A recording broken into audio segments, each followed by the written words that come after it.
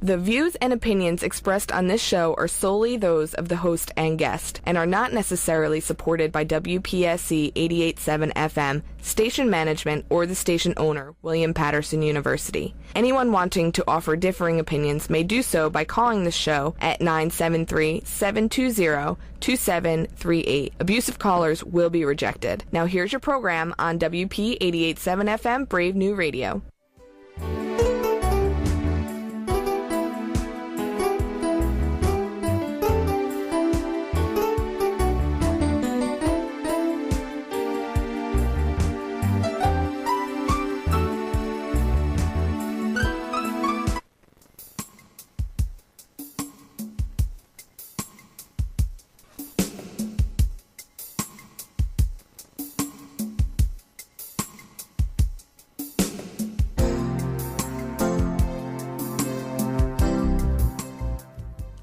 Well, good morning, good morning.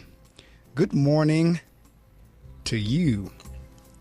And believe it or not, another week has gone by and I'm sitting behind this microphone again.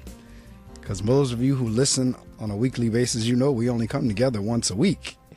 But it seems like we come together every day of the week. That's just how quickly time is going. And we are back here again. My guest is on the line. I'm always thrilled because I give my guest a call-in time to call in. I usually say call in at 5:55 and we'll get going at 6 o'clock.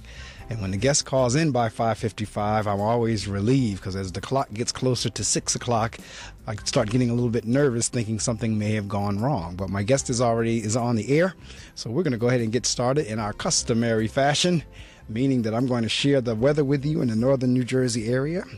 Then I'm going to read from 2 books, introduce my guest, and then we'll be on our way with our interview. If you don't know who you're listening to Marc Medley, and this is the Reading Circle. We come to you live each Saturday morning at this time frame.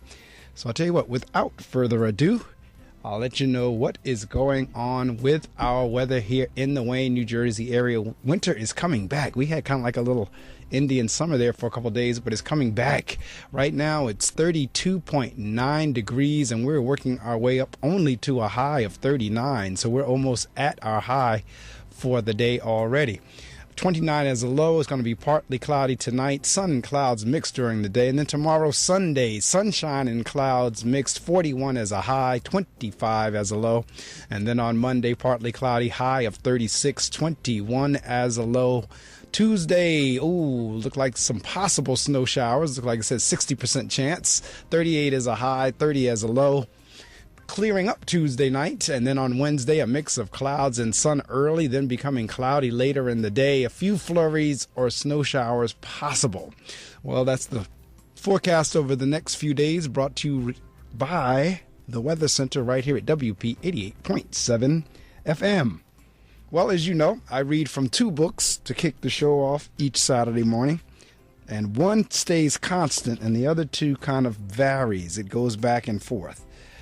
So we're going to read from this morning, The Power of Being Thankful, 365 Devotions for Discovering the Strength of Gratitude, and that's by Joyce Meyer. For today, January 28th, she says, Shelter in the Storm. The best way to be safe during a natural storm is to take cover.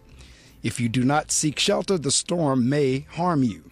The Word of God gives us instructions on how to take cover when we face the spiritual storms of life. The first place you need to run when a storm hits your life is to the secret place of the Most High, the presence of God.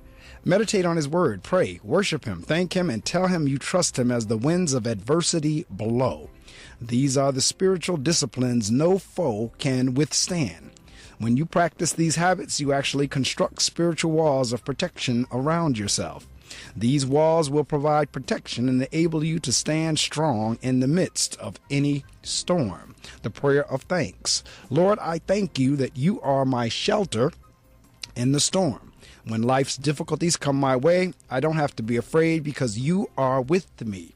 I trust that you will calm the storms in my life and bring me safely through them. Thank you that you'll never leave me nor forsake me. See Hebrews 13:5. All right, that's out of the book, The Power of Being Thankful, 365 Devotions for Discovering the Strength of Gratitude. from Iyanla Van Zant's book, Until Today. For January 28th, she says, "Life will work for me when I realize I cannot change what I believe as long as I believe it. At the center of every problem, the answer is present. In the midst of every challenge, there is comfort, guidance, and relief. In the midst of illness, there is healing. At the brink of disaster, there is salvation. God is the answer. God is the comfort you seek, the guidance that you need, the healing you have prayed for, and saving grace in all situations. If, however, you have problems believing in God, you will be challenged to find the answer, feel the comfort, receive the healing, or be saved from disaster. God is the essence of life, always present, always knowing, forever giving us exactly what we need, exactly when we need it. Unfortunately, far too many of us believe that God only provides for the good people, because God likes them for being good. And if we believe that we have not always been good, chances are we also believe that God is not always blessing us. Nothing could be further from the truth. God is the grace in which we live. God does hold us accountable for the things we have done, but does not see our actions as a reason for punishing or abandoning us. God expects us to learn from and grow through our erroneous beliefs and actions. He expects us to rely on and turn to him, her, when our way does not work. When we believe that God requires a certain thing to be done in a certain way at a certain time, and we know we have not done it, we will have difficulty feeling the presence of God when we need it most. Until today, you may have told yourself that you were not worthy of being in God's presence. Just for today, be devoted to believing in and receiving the presence of God in your heart, mind, and life. Stand before a mirror. Look deeply into your own eyes. Ask the question. Turn over the illness. Present the challenge. Request the comfort. Express heartfelt gratitude by believing that God is present with you right now. Today I'm devoted to believing in the presence of God. That's from the book Until Today, Daily Devotions for Spiritual Growth and Peace of Mind by Iyanla Van Zant. Okay, we are going to introduce our guest for this morning. And he's one that we've been corresponding for the last few months now. We caught up with each other. We actually met each other on social media. As many of my guests, I wind up meeting that way. And we met on Twitter. And we were tweeting back and forth. And John has a few wonderful projects out that all deal with fatherhood. And he saw a post I had written, and he asked me to contribute to a blog that he has on fatherhood, and I did, and ever since that time we've been going back and forth, and I said, I gotta have you on the show because I love the work that you're doing and what you're doing around fatherhood and dads, and I know he's doing a movie and the book and the blog and a whole bunch of things. So we finally set to date because he is very busy. You all think I'm busy. John is as busy, if not more, because we went back and forth on this date and finally arrived on it. I'm so glad he's here. So John Finch grew up the youngest of 3 boys in a suburb of Dallas, where he lost his father to suicide at age 11. As a young man, John did anything he could to avoid confronting the wounds he suffered as a result of being fatherless. His craving for affirmation from a father who was not there to provide it led him to seek the affirmation from the world in many unhealthy ways. In an attempt to find value as a man, he created false persons that left him completely unfulfilled. His life was based on the pursuit of money in order to prove his success, and he became a social alcoholic as he strived to be the life of every party and gain the attention of those around him. It was only when John realized and dealt with the unresolved issues of his father's wound that he was able to become truly fulfilled. On April 10th, 2009, he finally came face to face with the issues that drove him to seek approval from a father who was not there to give it to him. By forgiving his father and recognizing what it truly means to be a man by God's standard, he became a new man, husband, and father. John seeks to break down the barriers that prevent men and women from addressing deep-rooted anger and hurt from the wounds they have suffered in this life by candidly and openly sharing his story, his failings, and his path to a new life. John's mission is to educate, encourage, and equip men to become the fathers they were created to be, and to help men walk in daily awareness of their significant and lifelong influence as fathers. Through the Father Effect movie, John shares stories and messages that will move viewers to a new awareness about the everlasting impact of fathers and the importance of forgiveness and openness in the relationships of this world. John has been married for 21 years and has 3 beautiful daughters. He is incredibly thankful for the second chance to be a father and a husband who can offer himself to those he loves without the burden of the bitterness and anger that overshadowed his life for so many years. Ladies and gentlemen in the Reading Circle listening audience, welcome to these microphones, John Finch. John, good morning. Good morning. Thanks for having me, brother. Brother, like I told you before we went on the air, I'm glad you rose early to join us because you do have a story to tell, and I'm glad you're willing to tell it here on this show this morning. So I'll tell you what, I'm going to share some information with the listening audience. Listening audience, you know the drill. Those of you who are faithful listeners, you know what I ask you to do at this point every Saturday morning. That is to get on all of your social media sites and let someone know that John Finch is on the air with me. This is an interview they won't want to miss. So wake somebody up, text them, tweet them, Instagram them, Pinterest them, Snapchat them, whatever you're on, LinkedIn, whatever you're on, Facebook. Get on there and let them know that John Finch, we're about to kick that interview off in a couple of minutes. Stay there, don't you dare go away. And I'll share this information with you, and off we shall go.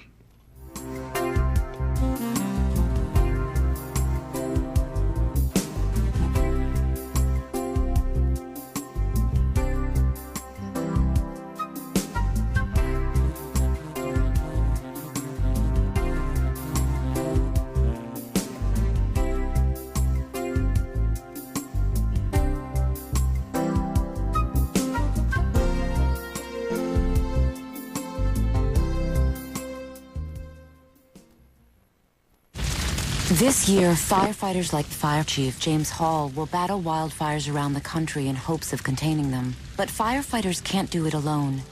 A single ember that escapes from a wildfire can travel more than a mile, or it can ignite and destroy your home and community.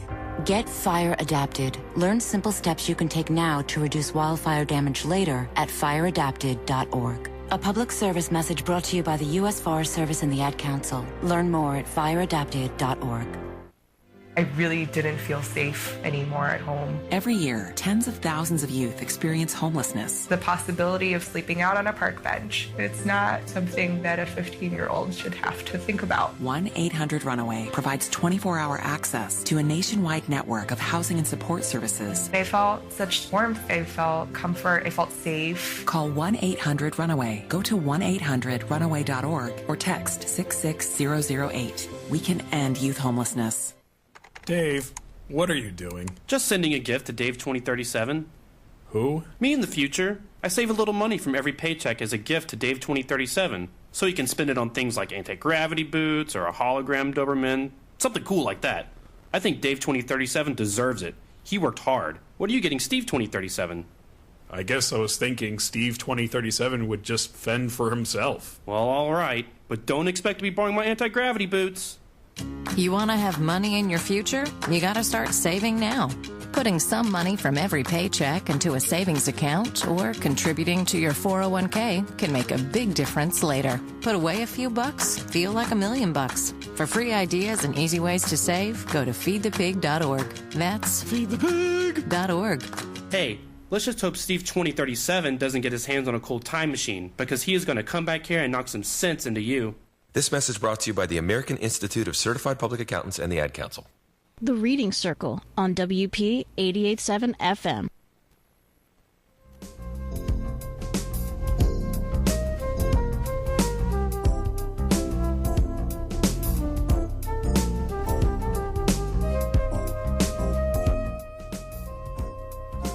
Yes, indeed. You're listening to The Reading Circle right here on Brave New Radio, WP 88.7 FM, and GoBrave.org, where we are heard around the world.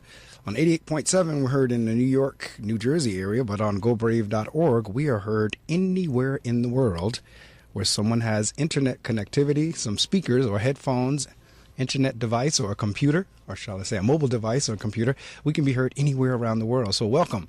My guest this morning, as I said, is John Finch, doing an important work. We were talking a couple of minutes ago prior to going on the air about how all the noise and the hoopla and the celebration is really always made around Mother's Day. And I'm not taking away from anything from mothers, because I love my mom silly. I'm not taking anything away from Mother's Day. But fathers play a role that's just as important. And as you heard reading in the bio, when the father is not there, there is a missing link. And John, I'm here in the New Jersey area in an urban city, and I work in an urban school where many of my children do not have father figures in their lives for one reason or the other. And so I see it every day as I go to work. And so you have a story that's important to tell based on your experiences. So welcome to the Reading Circle again.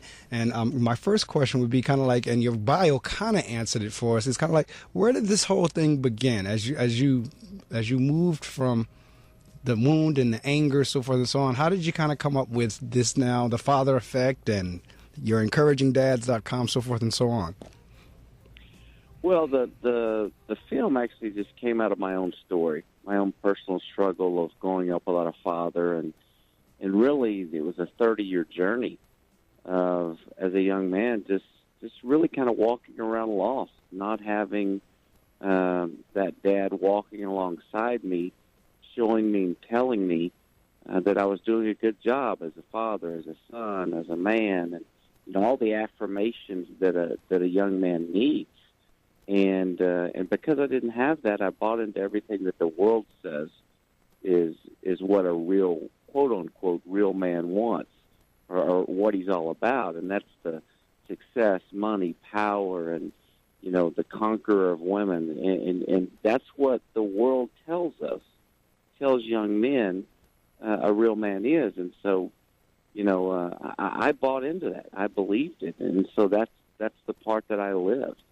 I didn't have anybody telling me differently, and so I was living a life of destruction, and my behavior was impacting everything I was doing. I'd become a social alcoholic and just really struggling, and I was self-medicating this father wound that I had, and that I had really experienced 30 years ago as an 11-year-old kid, and it was a father wound of abandonment.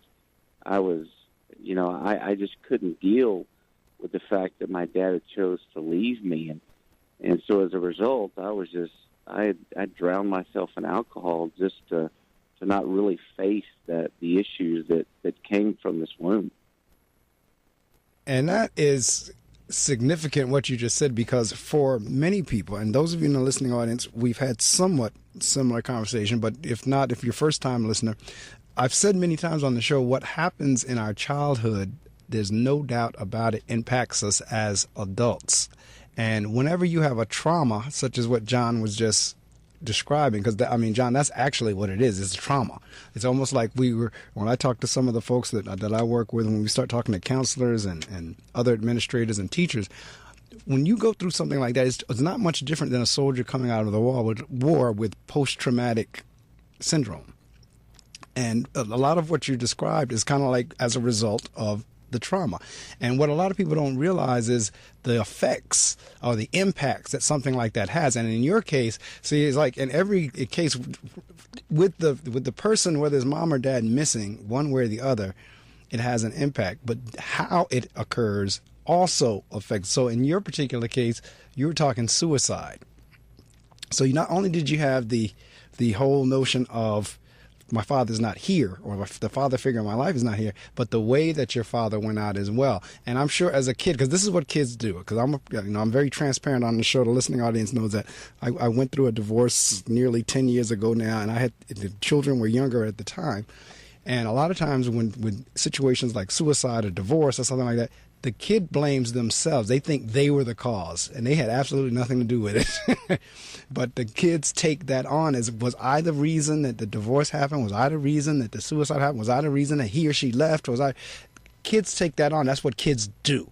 So I'm saying all that to say, not only did you have the fact that the figure wasn't there, but also the circumstances surrounding that. So what, at 11, as you went through, and if it's not too painful for you, if you don't mind sharing, what was that like for you in terms of like coming up as a teenager? Because you said, because society defines manhood. You're absolutely right. The first week in January, I had Dr. Steve Perry on the show, and we talked about this whole notion of how society defines malehood and manhood. And you're right. That's exactly how society defines it. Running women, how much money, how many toys, so forth and so on. So as you were coming along, kind of walk us through what was going on with you. Well, I really, I needed something or someone really to kind of step in and fill the gap. And I think I was an angry young man for many, many years because nobody did see that need in me, and nobody did step in the gap. And you know, I think I see that around me everywhere. And I do the best I can now because I'm aware of that with young men that you know, that I come in contact with. But it was really just I was an angry young man, and you know, not only was I mad at my father, but I was mad at God, because God allowed my father to do what he did. And so, you know, I had this incredible anger towards my father, towards God, towards the world, towards other men, because they weren't stepping in the gaps and saw the need. And so I really just was this incredible, you know, mix of emotions as an 11-year-old kid. And even as a young teenager, as I went off to college, I mean, it just continued to play itself out throughout my life. And again, you know, it was the alcohol. That was my drug of choice. And man, I just absolutely loved it. And I loved the excuse and the justification that, you know, I was living in that victim mentality. And it was all everybody else's fault. And I didn't have to deal with it. All I'd do is just go get drunk. And so you brought up something very interesting, and that's why I took you back to the time you were 11, 12 in that era. A lot of people don't think that kids have stress or issues. I mean, they think whenever we see a child acting out, we automatically assume it's just bad behavior, not realizing there's a whole lot that could be driving that. Now, I don't know if your teachers or if your school or the folks that were working with you, if they realize what had happened with you or not. Some do, some don't. That's why I always work with my teachers to try to stress compassion, because we really don't know what the children we serve are going through once they leave us at home.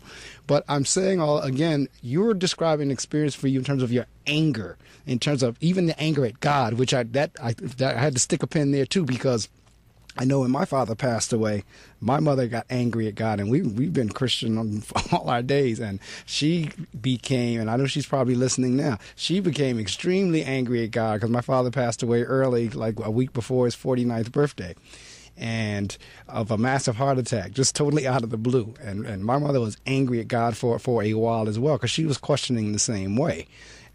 But going back in your situation, people don't think that kids deal with things in the manner that they think kids just are kind of oblivious to what's going on around them. So they treat them like, okay, that's just bad behavior, when it's not true.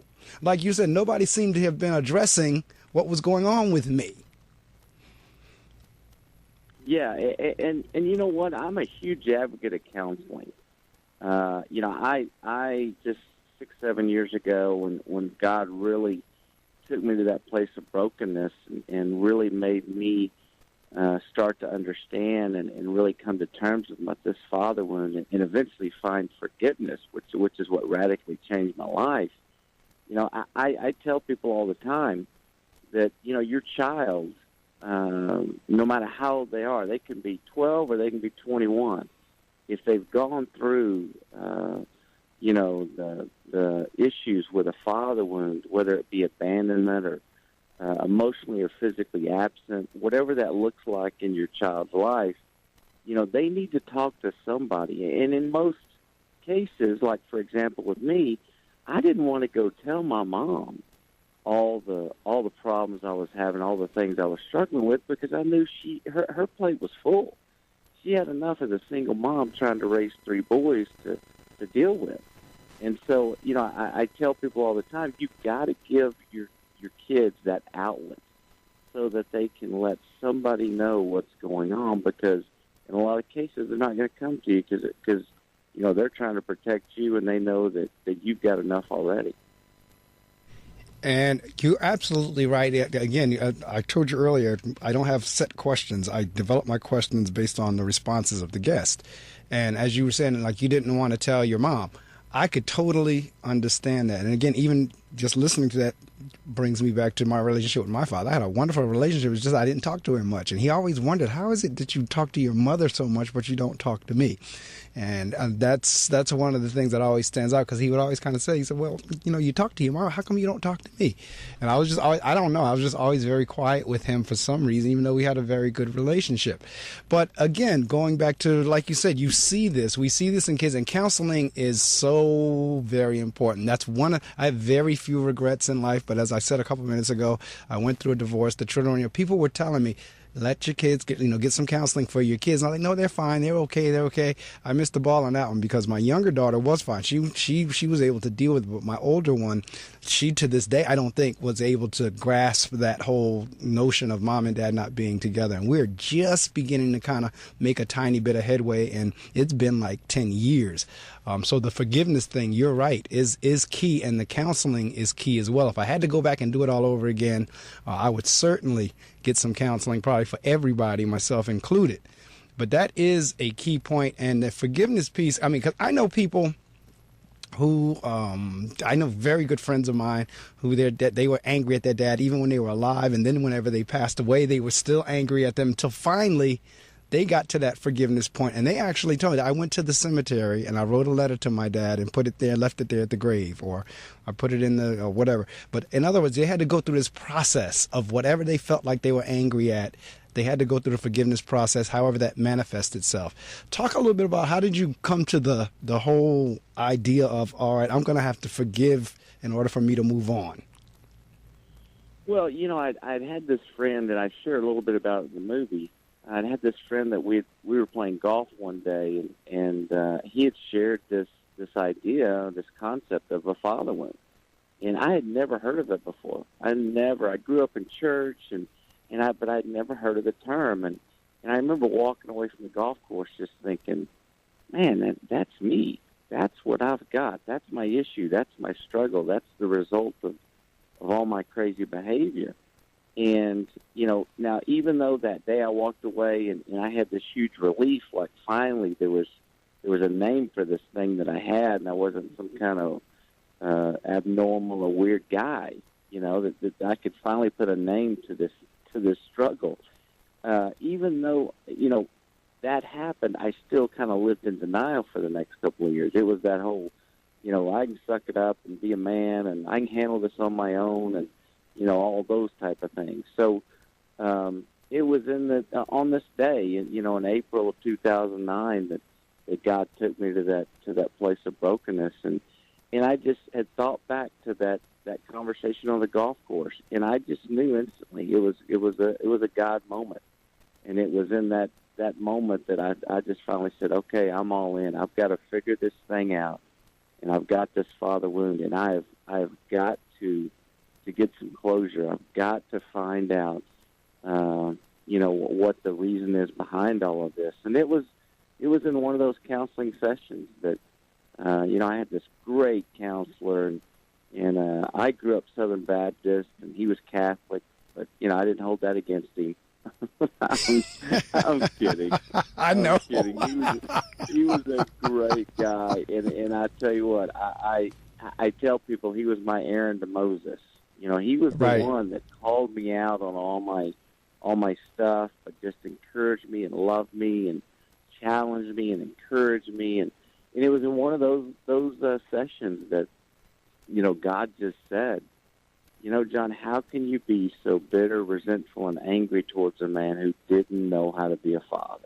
Right. And literally, it was in that moment that I forgave my father, and this huge, incredible, massive burden was lifted from my shoulders. I remember walking out of the counselor's office that day and just standing there looking at the sky and just looking all around it. And it was as if the sky was blue or the grass was greener.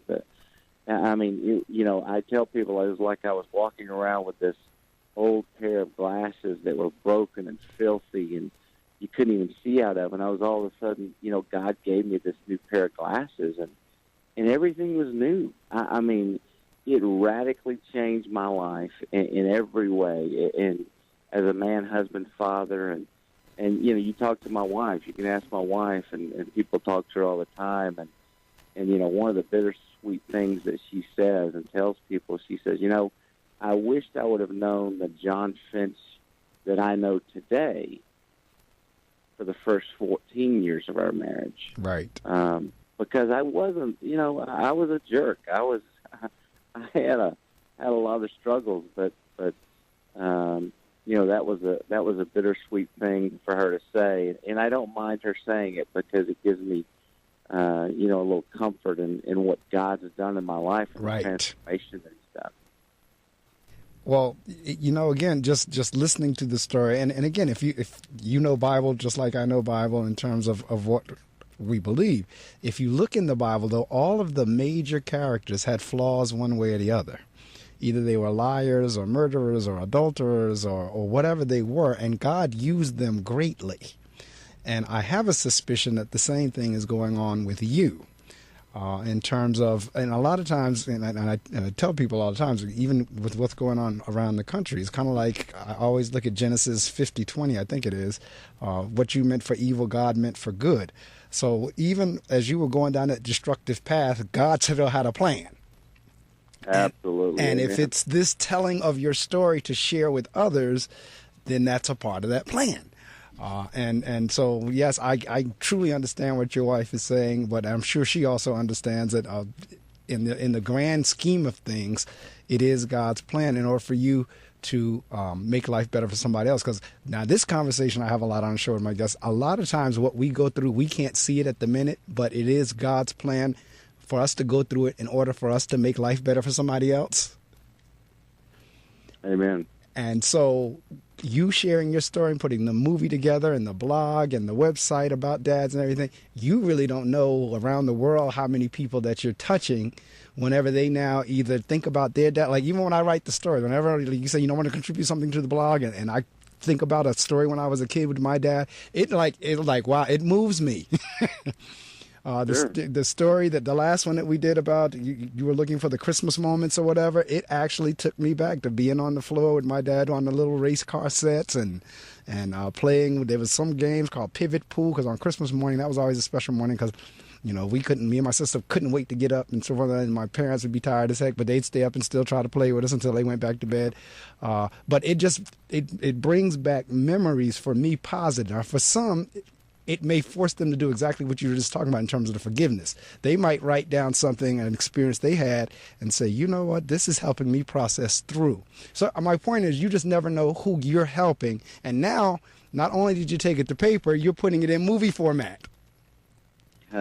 I am, yeah. We just released the full-length film. Now, we did a short film that we released on Father's Day of 2014, and I tell you what, God just continues to use that 15-minute film to impact and change lives. It's I'm just in awe of how He continues to use that little short film, and it's crazy. I literally get emails on a daily basis about the short film and how He's using it. So, now that we've had the full-length release, we actually premiered it on EWTN, which is the global Catholic TV network, on December 3rd. And we're actually going to have another set of airings coming up for Father's Day. And man, the emails and just the response we've gotten has been overwhelming, and what God's doing with it around the world. And we actually are premiering our Spanish version of the full-length film coming up on Father's Day through EWTN. So it'll show on South American satellite channels and places down there. So it's just an incredible blessing. I tell people all the time, I'm lucky to be a passenger on the bus God's driving. I know that's right. I like that. I like that analogy. You said something whenever we were talking a few minutes ago about this notion of whenever you said you came to the realization, the counselor said something along the lines of, forgive your dad for not knowing how to be a dad. That's critical because, again, the assumption is when we have kids that, we automatically know what to do. And the truth of the matter is we don't. There is no parent manual. There is no instruction booklet on how to be a parent. Some do it better than others. Some, but again, a lot of the things that we do, and again, I had to, your counselor hit it, because that's where I'm trying to get my oldest daughter to go, which, like I said, slowly she's getting there. It's like you got to forgive, because folks, whatever they were doing at the time of whatever the event, they were doing the best that they could do at that moment. Yeah. And they didn't know any different one way or the other better. At that moment, they were doing the best that they could do. So whether it was parenting, and this is a message, again, I do, because I deal with kids every day, that the bulk of my building, I have about 500 kids in the school that I serve, and probably 85% of them are in single-family homes for one reason or another. And that anger is there. I see it. And having experience, because I'm kind of like in the middle. I know what it was like for me. As I lost my dad, I was 22. I was still young at the time. And also then, as a part of the divorce, I now was pulled out of the father role to a degree. I mean, living in the house. I was still able to talk to him and see him and come get him and visitation, yada, yada, yada, but not being in the house. So I can definitely see the role of the father from both ends. I know what it was like, because they are still to this day, and my father died 31 years ago now. This is 17. He died in 85, so 32 years, somewhere around in there. There were times like through marriage, through different experiences in the military, through this, that, and the other. There was times when I say, boy, I wish my dad was here so I can talk to him. And boy, I wonder what my father would have said about this. I wonder what his been views on that. So I totally get what that feeling feels like, even though I experienced it a little bit older. And at the same time, having moved out of the family structure due to the divorce and not having the day-to-day contact with the kids, I know what my daughter must have felt like, because she went through trauma. Like, dad not there one day. I went to school, and then I came home, dad is gone. She went through a trauma like that, and I think it totally got her. The younger one was a little bit younger, didn't experience it as bad. But the older one really got hit with that. And like, the counseling probably really would have worked with her. So I'm sharing all of that and saying all that to say that the role of the father is critical. And a lot of times it's downplayed. A lot of times folks put all the emphasis on the mother. Even if you go into the courts, usually the judge sides with the mother as if they have greater parental skills than the father. Usually, even, and I had this conversation a couple of weeks with Dr. Perry, even if you look at how television commercials are portrayed, the male or the father is always kind of made to look stupid, with the mother figure looking like as if the wise one. It's just kind of the way society, processes things, or at least the image that we put out there. But the father figure is critical. And one of the things, listening audience, I need you to understand, this is not just a black thing or an urban thing or a major city thing. This cuts across all races. And absolutely. Right. Go ahead.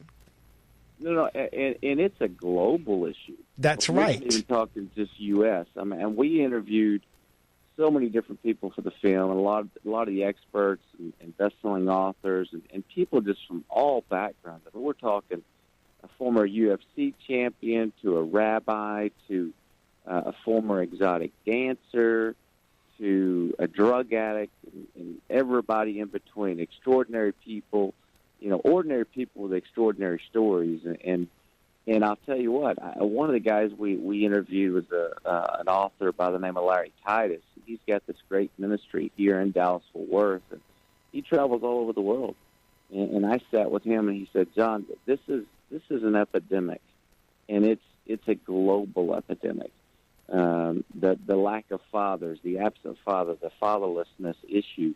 And you said it, many dads are out there, man, they're just doing the very best they can, and that's all we can do.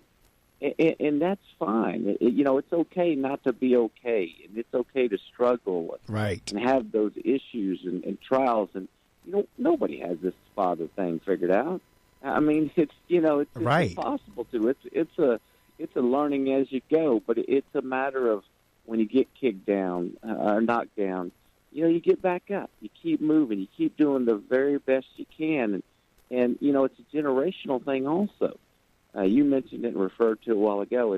It's kind of one of those deals where most people don't understand and realize it, but whether it's alcohol, fear, rejection, addiction, all of those things are generational, and right, and they get passed down from generation to generation, and your normal as a father becomes your son and daughter's normal. So if you're physically or verbally abusive, odds are your young daughter's going to marry a guy who's physically or verbally abusive. That's correct. They know it's normal to them, and so things of that nature, until we as fathers are willing to stand up and say, okay, that cycle, that stuff stops here. And I'm going to change that generation. I'm changing the next generation for my generation.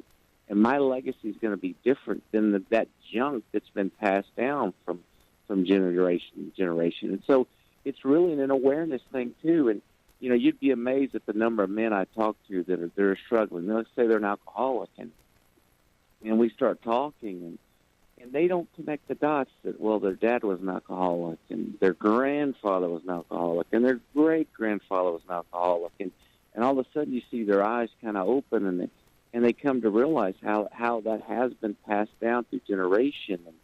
And it's things of that nature that are so critically important for us men to look into and to really start to understand.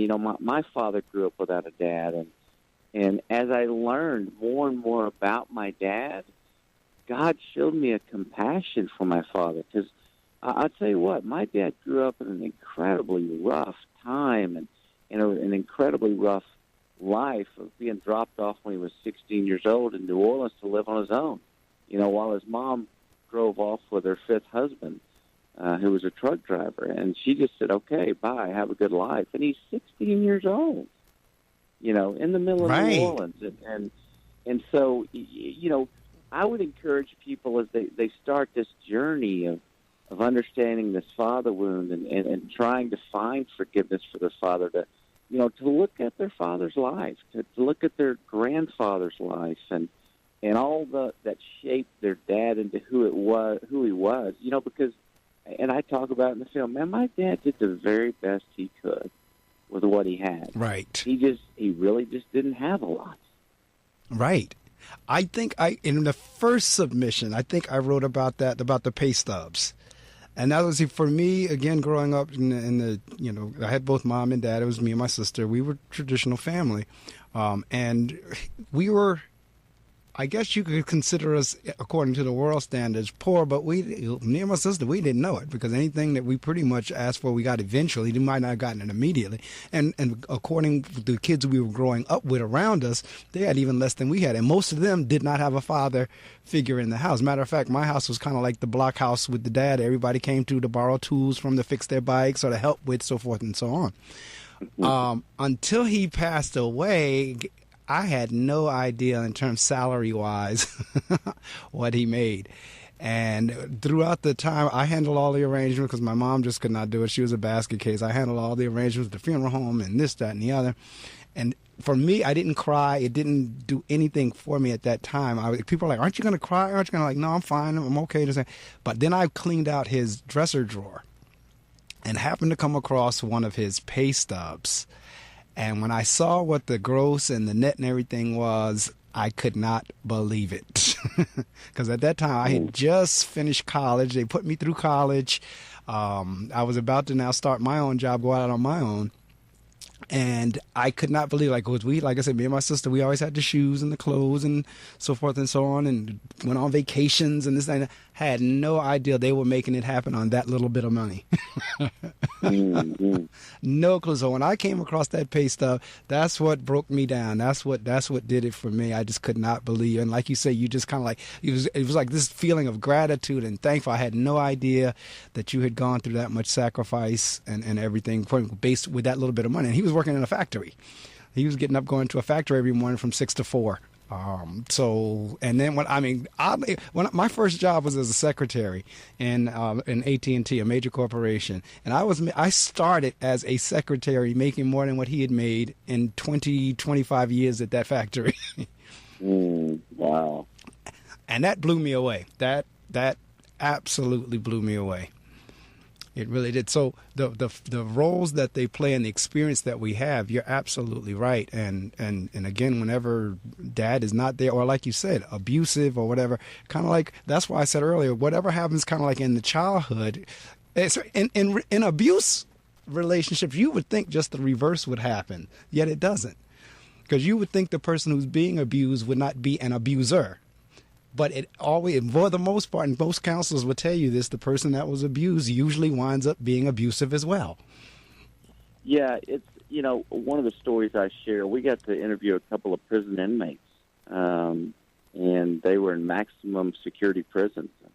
And one of the young men, I'll never forget, his name was Jose, and I share this story quite a bit. And Jose talked about, just having to go down the street to the bar at 10, 11 years old to drag his drunk dad out of the bar. And, he said, he told stories of growing up and just seeing his dad being physically and verbally abusive to his mom and drinking and all the issues that come with that. And he said, John, literally, when I turned 16, he goes, you know what I started doing? He said, I started physically and verbally abusing my mom. Because I thought that's what a man did, because I watched my dad do it for so many years. And people have a hard time believing that. But it's true. It's what our normal is. There's another man we interviewed for the film named Tom Lane, and he's a pastor at Gateway Church, which is one of the large churches here in Dallas. And he shared this great story about counseling a couple, and he says, everybody's normal is different. And he said, it amazes me. He says, I'll be in front of a young couple, and it'll be their first session, and it's pre-marriage counseling. And he says, I'll ask them, kind of, tell me about your life. And he says, maybe the young man will start out and say, man, I had a great life, just a normal life. My mom and dad got divorced. Dad moved down the street and never much saw him or talked to him anymore. And he says, I have to go, what? Oh, hold on a second. That's not normal. Right. We've got to understand the biblical sense of normal, and that's not normal, But that's, again, everybody's normal is different, and no matter how extreme, the circumstances are of people growing up, like the example I gave of Jose in his life, that was his normal, and that's just what he knew and thought was what you do. You're absolutely right. And again, when I work with my teachers or the teachers that serve in my school with me, I always remind them of that in many instances, what's normal for us is abnormal for the kids, and what's normal for the kids is abnormal for us. It's like this inverse. And you always have to keep that in mind, that we're coming out of our filter, out of our experiences, out of our view, and that's what we consider as normal. But those children may not be coming out of the same experiences that we had. I shared a couple of minutes ago in terms of, and I said this a few weeks ago also, in terms of, I thought, as a kid, everybody grew up the way me and my sister grew up. It wasn't until later when I started really talking to folks and interviewing people and reading books and realizing how many kids were growing up in a home that dad wasn't there. I mean, I thought everybody's house had a dad because mine did. And it wasn't until later that, no, matter of fact, I think you probably have more homes without the dad in it than you do with. I mean, I don't know research-wise, but as you're doing this study and research, and you say it's global. It's not just here in the United States. It's not based on race. It's not based on, it's global. And it is certainly an issue because, like you just said, biblically, yes, biblically the model is for the entire family to be there. And a lot of times, and we do a lot of work on this in my church in terms of working with the men, because my pastor constantly said, when men get in their place, the world will right itself. And I'm paraphrasing, but it's like, that's why we do a lot of work on men and marriage and fatherhood and so forth and so on, because he is a firm believer that when men get in their place, the world will be where it's supposed to be. So goes the family, so kind of like goes the rest of the world. And Sure. And yeah, and you know what, to that point too, you mentioned it a while ago, it's not a socioeconomic issue. Right. It doesn't matter if you're poor, if you're rich, if you're white, if you're black, if you're Asian. It doesn't matter. Any of those issues. I mean, it crosses all boundaries. Race, relations, religion. It crosses all of those. And you know, it's one of those deals, and I tell people all the time, you know, as a father, you're setting the standard by which your daughter is going to measure every other man, husband, and father. Correct. And as a son, you know, as a father to your son, you're setting the standard by which your son is going to measure himself as a man, husband, and father.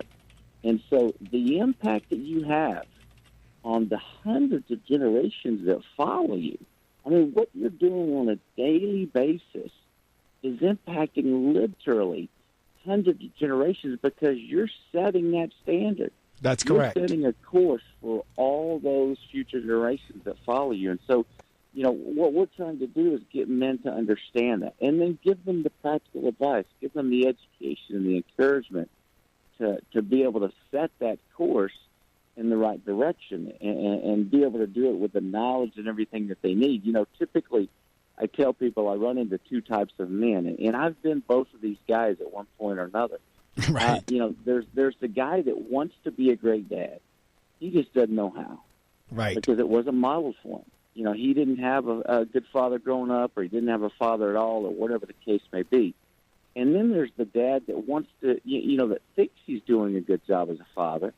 But, man, he could be doing so much more. You know, the example I talk about is, you know, he's the guy that, well, you know, I'm spending more time with my kids than Joe, the next-door neighbor, is. Right. So, you know, I'm doing a pretty good job. Well, Joe set the bar pretty low. You know, maybe Joe's spending 2 minutes a day with his kid, and I'm spending 5 minutes a day with my kid. And, again, not to just jump on dads, but that's the reality. The reality right. is, you know, we could be doing so much more. And, I've been both of those guys. I've been the guy that has wanted to become a greater dad, and I'm working every day to do better. Man, I'm not perfect. I'm far from it, and I still screw up all the time. But I've got this awareness in me that I wake up literally every morning and what am I going to do today that's going to have a positive impact on my family, my girls, and I've been that guy that was a little cocky and arrogant and thought I had it figured out and realized I didn't have a clue. Right. You know, so there's just so much to be learned and so much to do, and you know, again, we just want men. It's like working. You know, as work for men, we're competitive. We want to be the very best that we can be. I don't care if we're a garbage man or a CEO and everybody in between. We want to be the very best we can. Right. Well, you know what? That doesn't always apply when it comes to fatherhood. And that's what we want. We want the men that want to do the very best they can, to be the very best dad they can be. And that's all we can ask of anybody. And so it's trying to help that guy become a better father, and the father that God created him to be. Right. That's what it's all about. No, it really is. And again, the interesting point, as I was listening to you were talking, especially with the daughters, and this I'm able to do. And my pastor has encouraged it with all the men in the church, and exactly what you said in terms of those of us who have daughters. And that is, you as the father take them to all these experiences before some young man out there feels as if by them taking on those experiences that the girls owe them something. And those of you listening, you understand what I'm trying to say. I'm trying to say it nicely here on the radio. But we should be the first models for them in terms of taking them out to dinner, taking them on vacations, taking them to places, opening doors for them. We set the standard of what they are to expect, so that whenever, for lack of a better word, the little knucklehead, the little tackhead, the little whatever comes along and now figure, because I'm doing this, therefore you ought to sleep with me, or you ought to be this, that, and the other, the daughter can say, this is not impressing me. My father already did this for me. Going out to this fancy restaurant, that's nothing, because I've been to fancy restaurants with my dad. Going out on a airplane ride or in a limousine or on vacation, that's not impressing me, because I did that with my father. So, but a lot of, because back to the affirmation again, and self-esteem, and all of it's connected. For a lot of our girls, because you're given the experience as a boy, which actually is unusual in terms of hearing our boys really open up and be transparent about what it was like, because I didn't have a dad. But for our girls, from a self-esteem standpoint, they're looking for that father figure, that love as well. And a lot of times that's why they wind up in these twisted relationships, because they were looking for something that they weren't experiencing with their father, either because he was there and didn't do anything, or was not there. So back to your point, we as fathers, particularly those of us who have daughters, we need to experience with them and set the bar for what they are to look for now in their mate. I could not agree with you more. Amen. And when that father's not there, when it comes to a little girl, and I get angry single moms reaching out to me all the time about this issue, because they're trying to be both mom and dad. Correct. And we talk about it and address it in the film. A mom cannot be both a mom and dad. Correct. She's got a full plate just trying to be mom. And so, first thing they got to understand and realize, they don't have to be dad. Right. There's other men in the community, whether it be a pastor, a coach, a mentor, whomever, that can fill that gap, that can fill that role. But to think that a mom can fulfill the role of a father, it's insanity. It's like me trying to say that I could be a mom to my girls. I don't have the first clue. I'm a man. Right. I don't have the tools to be a mom. And so it's the same way with a mom trying to be a father. But when a father's not there for a young girl, and I see it with a lot of my girls' friends, if they don't have that model of what a godly man looks like, right? If they don't have that love and affection of a man that's affirming them and giving them everything they need to know, and setting that bar for what that man looks like, and getting that love, they're going to go look for that love somewhere. In so many cases, that's Correct. When you have the young girls, these teenagers becoming promiscuous, because, it doesn't matter for how long or how many boys it is, they want love. And if right. they're not getting it at home, they're not getting that love and attention at home from a father, they're going to go find it. In so many cases, that causes these bad relationships and these, sexual issues at such young ages, and teenage pregnancy. That's where a lot of that comes from, is they don't have that father at home. It's like, absolutely. And they're just dying to be loved, and even if it's a little 15-year-old boy, that's still love to them, and that's something they haven't had. No, you're absolutely right. And I've always been big on the fatherhood thing, particularly with working with the kids in the school. So I had for years at the various schools I served in, there's an organization you're probably familiar with. It's called Family First. And if not, if you log on to it, you'll find it with Marc Medley and Tony Dungy. Mm-hmm. And so they had this program is called All Pro Dads. And that's where, as you know, in the school or the church setting, where the child comes to the church or the school with their father. So I had All Pro Dads in all of the schools that I've served in. And it will not surprise you, but it will surprise many how many moms I would have come to me and say, Mr. Medley, can I come to the meeting? Can I? No, it's not for females. It has to be the father figure, or it doesn't have to necessarily be the father. It could be the uncle, cousin, or as you said, somebody else in the neighborhood. But no, you can't come. And they say, but I am the mom and the dad. Exactly what you just said. And I would still have to tell. I understand how you feel. I understand the predicament, the situation. But the meeting is for men and the child only. It's not, females are not allowed unless it's a daughter. But that's exactly what the women come to me and they say, but I'm mom and dad. I'm acting as both. And you're right. It is, yes, you unfortunately and sadly, you have to serve that capacity of both. But it's not designed to be that way. And like you said, look for some help from the neighborhood, whether it's the pastor or the counselor or the neighbor or the principal or whoever. If it's a responsible male figure. Because, see, the flip side of that is you can't just get any Joe Blow off the street either. Yeah. No, and you know, a lot of times it's a grandfather, right, or an uncle, right, or whomever, and it's just a matter of that single mom. Because believe me, I've got so much compassion and love for single moms because I grew up with a single mom, and I know the absolutely issues and all the craziness that's involved of raising kids on your own, and I just can't even imagine. I can right, to this day look back at my mom and go, I just don't know how you did it. Right. With 3 crazy boys, and you know, and she was just to this day is such an angel, and just oh man, she is amazing, and she gave us more love than we ever imagined, and just to do what she does, and so I just try to encourage single moms, man, just reach out to some men and just say, hey, would you just come by once a week? Right. Take my son to lunch or just hang out, just so he's got a man to bump up against. Right. He knows what a real man is and how a real man acts and, you know, how he talks and all of those things. Because, again, if we don't have those as young men, we're going to watch TV and movies, and we get a distorted view of what a real man is. That's absolutely right. If you've just joined us, and I hope you've been with us, I pray you've been with us since 6. My guest this morning is John Finch, and we're talking about dads. We're talking about fatherhood. We're talking about the effect, or in his words, the father effect. And I need to take a break. We're at the 7 o'clock hour.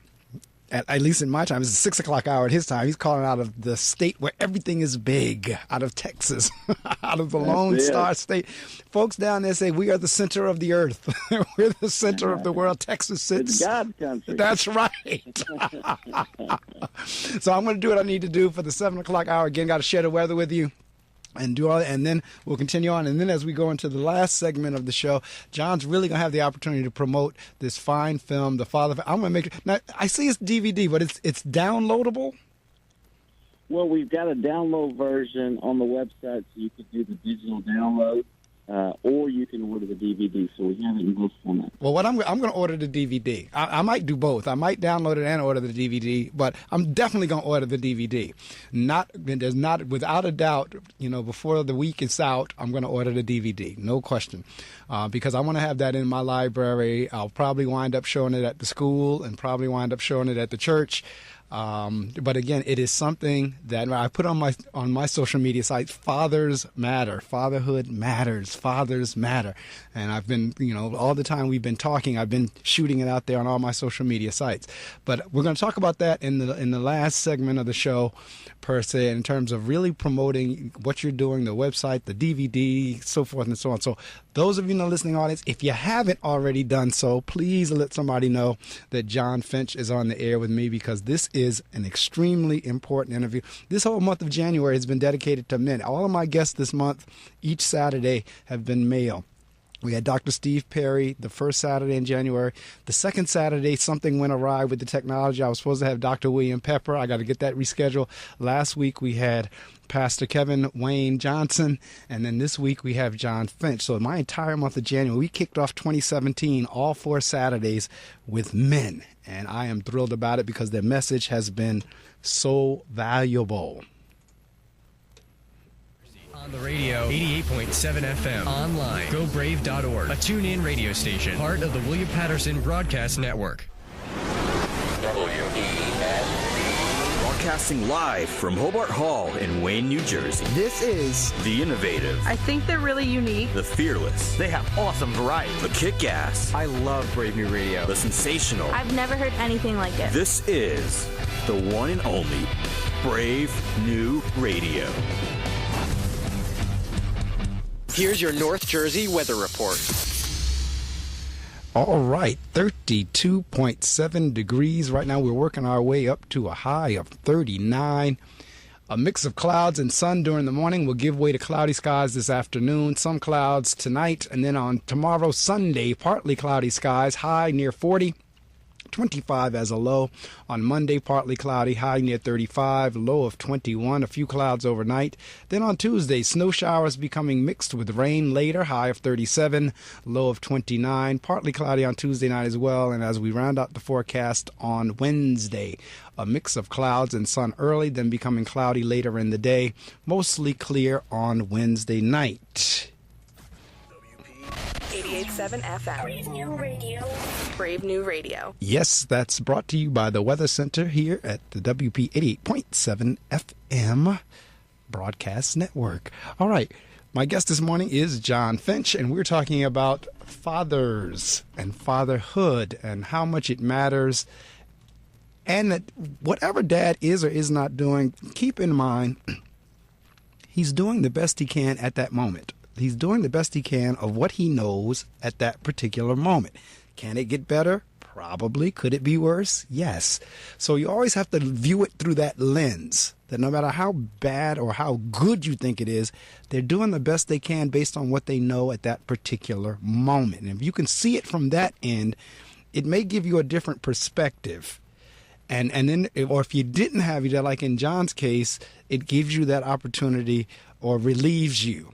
Now, oddly enough, we're talking about John's dad who committed suicide. And at my church today, we're actually having a suicide prevention workshop because, John, we lost a couple of people to suicide over the last few months or so. We lost one in particular that we actually, the whole session is actually now named after him.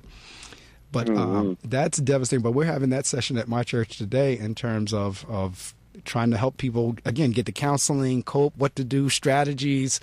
You know, if you're feeling depressed or feeling this way or what have you, that's what the whole session is about. But fathers matter. A lot of times in society, they're downplayed, or either men are maligned in general. I mean, it's like when they start men bashing, boy, it's a feast. But the truth of the matter is men matter, and they matter in children's lives. A lot of times it's unspoken, as you've been hearing us talk about. You have no idea why the child is acting out the way they're acting out. It's because dad's not there. In terms of the modeling that we talked about, men model for other men. Men model for boys. As much as we love our moms, the truth of the matter is, and vice versa, just like John said, I have girls. People would always ask me, "Do you know how to style their hair?" No, I don't. I don't know how to do hair. I don't. But it's each role was designed for itself, and unfortunately, people get put in situations where they have to do the flip role or what have you. But it's not the best, even though people are doing the best that they can. And that's what we're talking about here. I'm looking here. The video is, or the movie is, because this is where I told you earlier that John was hard. You thought I was busy. John was really. Every time we would connect, he said, "Man, things are really cranking here with the movie. We got to do this." Well, now it's done. Is it complete? It is, yeah. We released it December 3rd, was the big world premiere with EWTN, and now we've got the DVDs and digital downloads. And yeah, it's as I said, man, it's been an incredible journey, and God just continues to do some amazing things with it. The title of the film is The Father Effect: Stories About the Impact of Fathers, a documentary by John Finch, and I'm looking at his special edition DVD. How long is the film, and is the whole DVD? So the actual movie is 60 minutes, and then we have about 34 minutes of additional interview clips and stories. And you know, one of the things that you talked about earlier, talking about the media's portrayal of fathers, we address that, and we just address so many different things that fathers struggle with, and then we encourage and inspire dads and give them a lot of advice on things that they can do, and just helping them, with daily practical advice. And so, we talk about all kinds of things. And again, we've been blessed with men that have reached out and just said, "Man, this was a game changer for me. It gave me so much insight into things I can do to be a better father." And then we have women that have understood their own father wound and and come to understand, so much more about themselves as a result of the film. It's been an amazing ride, and God continues to have people pour out and share testimonies and things as far as how the movie has really impacted them, how He's used it to change their life. Absolutely, and I'm not surprised at that at all, because as we said earlier, a lot of times we have no clue that some of the painful things that we've gone through actually is for somebody else's benefit. It's not for ours, but it's actually that everything you went through wasn't necessarily for John, but it was for now John to be able to touch so many other people. Yeah, you know what? And it is. It's not just me, man. I'm a knucklehead. I'm just a guy that has tried to be obedient and faithful to what God's called me to do. And that's what, I'm just a regular guy trying to do the very best he can. And that's my story, and it's, the stories of God's love. I mean, and God's love is told through the stories of His people. And right. We as His people, as His children, as His beloved children, have to share our stories of what He's doing in our lives. And, I encourage people all the time, it doesn't have to be some crazy story about suicide, fathers, or whatever.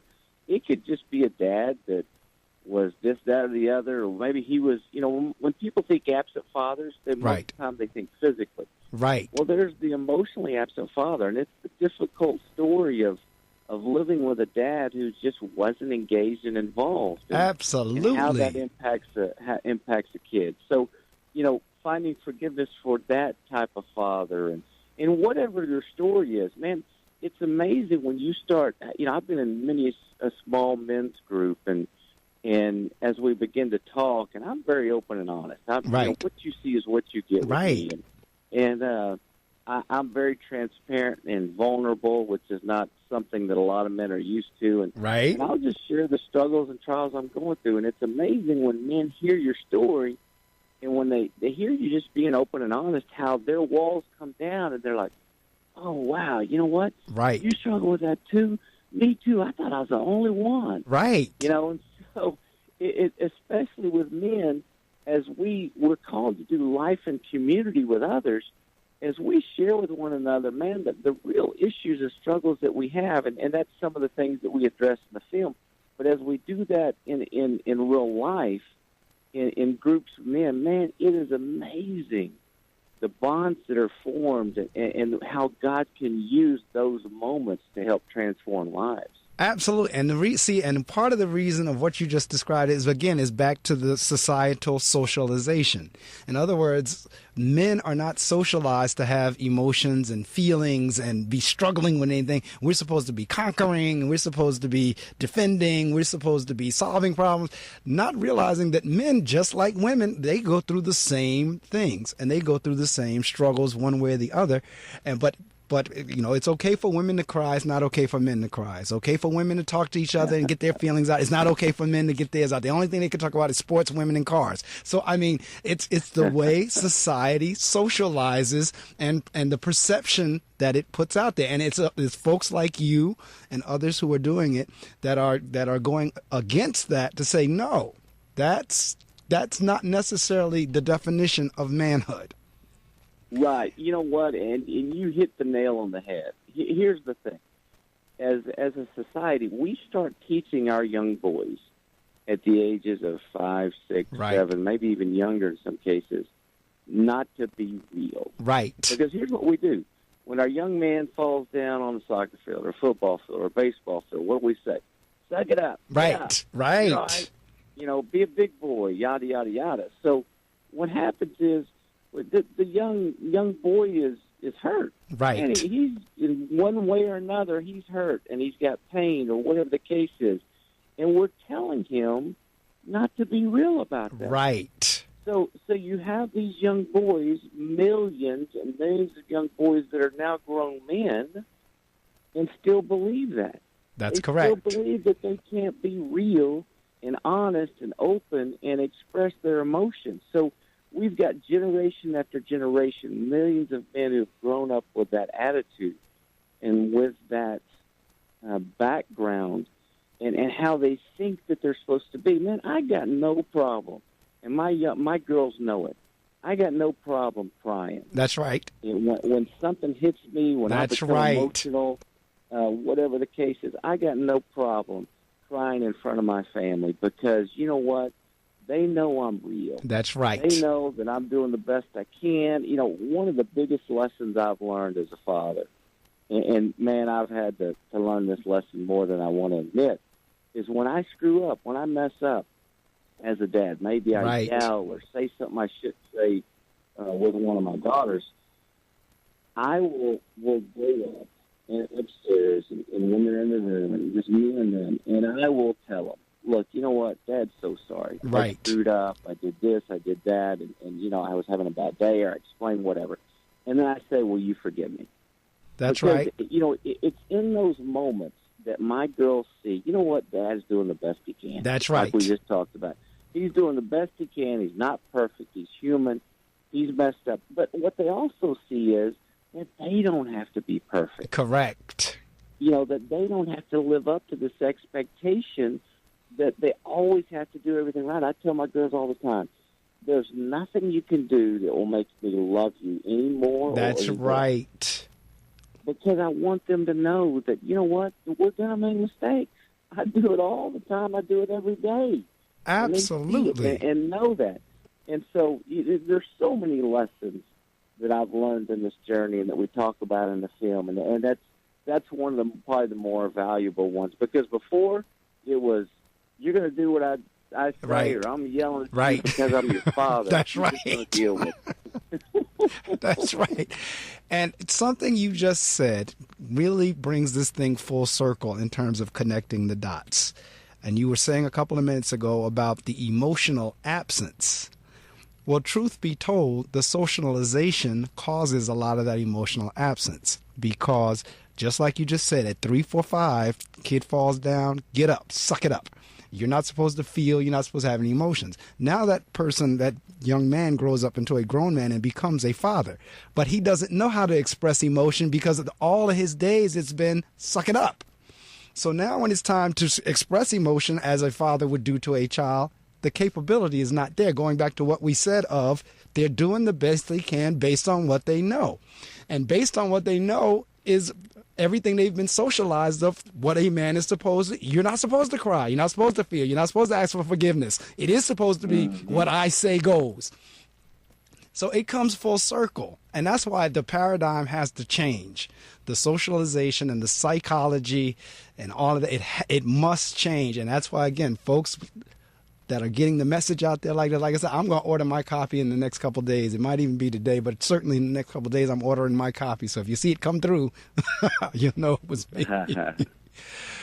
But it really is. I mean, it's like I said, folks like you and Tony Dungy and Marc Medley and others that are really trying to trumpet this notion of the importance of fatherhood, I take my hat off to you. That's why I embraced it so much whenever, we did link up on social media, and I will continue to put the word out there about it. And once I get the DVD, like I said, it will be shown. And, we've come down to the last couple of minutes here that we're going to be together. But at this point, what I'm going to do is I'll turn the mic over to you in terms of promotion, in terms of any screenings or signings or where you're going to be or how folks can get in touch with you. You could say anything at this point in terms of promotion with the exception of a dollar amount. But anything short of the dollar amount, the microphone is yours to get folks to know who you are and how they can get in touch with you. Sure. So the website is just www.thefathereffect.com. And you can go on the website, you can get the DVD, the download, you can find out more about me, you can connect with us on social media. We've got our Twitter, which is @TheFatherEffect. We've also got a YouTube channel, The Father Effect Movie, which we've released about 75-plus clips of all the various types of interviews and people that we've been fortunate enough to sit in front of, and we've got a GodTube channel, which God's just continually blessed the opportunity there, and we also have the encouragingdads.com site, which is what you've contributed to. We've been incredibly blessed in what God's doing with that website, and what the purpose of that is just to reach out and get stories from bloggers and authors and writers, and just little short 500-word stories that just speak encouragement and love over dads, because, part of the journey of me doing the film was sitting in front of dads and just seeing so many that were beat down and beat up. And, right. And God just said, you know what, John, you got to come up with a way just to love and support and encourage dads. So that's how the whole Encouraging Dads Project started, man, and we greatly appreciate you being a part of that. Well, I am thrilled to be a part of it. I am thrilled that you joined me this morning, that we got a chance to talk about it on the air. The interview is recorded. And if all the equipment, I always have to say this disclaimer, because every now and again, like we did a couple weeks ago, we had technical difficulties. But if everything worked the way it worked and I get home and get a chance to edit it and everything, I'll send you the link and you can do with it what you will. I put it on my YouTube channel, so folks that didn't wake up early with us can go back to my YouTube channel and hear it as well. And I'm going to be sure to subscribe to your Encouraging Dads YouTube channel as well. But the conversation has been rich. It has been informative. It has been entertaining. It has been encouraging. It has been all that and then some. For those of you in the audience, again, whenever I do download this and put it on the YouTube site, my channel, I'm going to ask that you please go there and share it, because the message that John was giving this morning is one that needs to be heard around the world. I don't know. I mean, again, we're broadcasting around the world on the gobrave.org, so people in other time zones that are ahead of us, if they're listening, they got a chance. But I know a lot of times this early in the morning, people don't know, or either people that are behind us on the West Coast. But when this one comes up, I encourage you to share this one, because the role of fathers are so important. And oftentimes, fathers are belittled.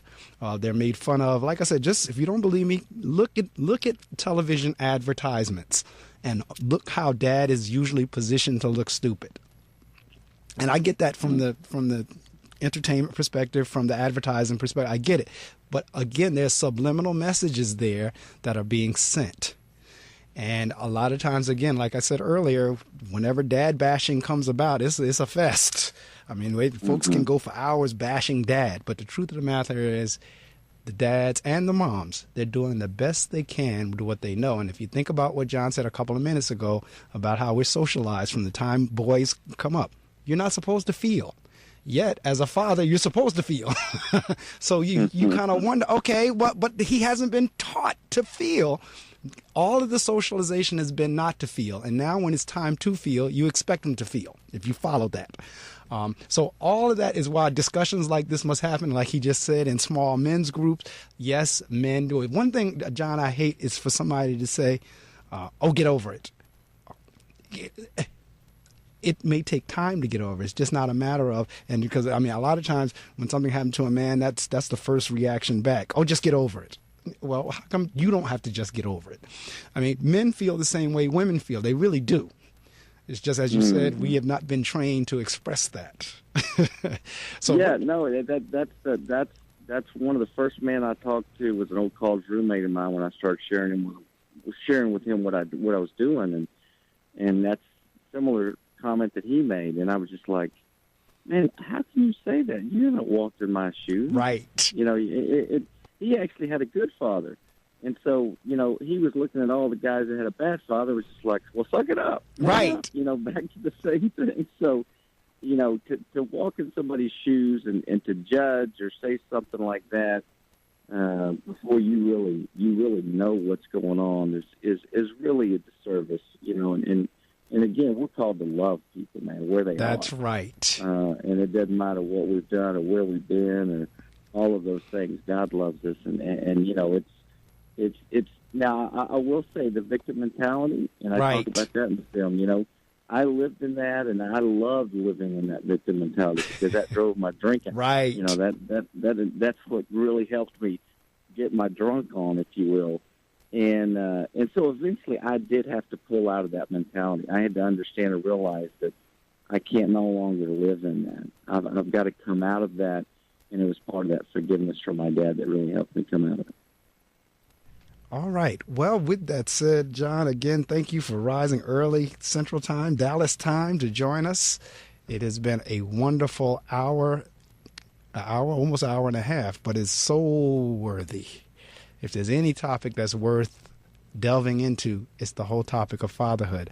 I applaud you, my brother, for what you're doing. Anything I can do to help, let me know. I will continue every now and again to share a fatherhood story. I'll probably even write something about this interview this morning and send it to you. But had an awesome time, and I wish you nothing but Godspeed and God's blessings. Thank you, brother. I greatly appreciate you having me on, man. I greatly appreciate the opportunity. All right. Best to you and your family. Thank you, brother. Take care. You bet. Well, that brings us to the end of a fantastic reading circle. Like I said, this January has been so inspiring. I just hate the fact that the second Saturday was missed due to technicalities, because I mean that would have just made January perfect. I know. I mean, I'm thrilled for the way it has come out, because the 3 out of the 4 that we did get, wonderful interviews. Dr. Steve Perry, the first Saturday, kicked off a 2017 year. And as I said, the second weekend was dedicated to Reverend Dr. Martin Luther King Jr. Dr. William Pepper was supposed to come on and talk about the plot to kill Dr. King, because we both believe it was more than just James Earl Ray, if it was James Earl Ray at all.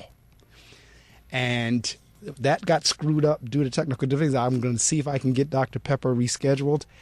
And then last week we had Kevin Wayne Johnson. And then this week, John Finch. So that rounded out my January. All men kicked out, because a lot of times, many of my guests, the bulk of my guests on the reading circle, are female authors. And yes, the men write as well. That's another myth, that men aren't into the arts or writing or authors or producing. No, the men write as well. So I've had them all month long. I'm thrilled about that. We're going to move on into the good news in song, which is the gospel music. Let somebody know that the gospel music is coming up next. Don't you dare move unless you're turning your radio or your computer speakers up louder.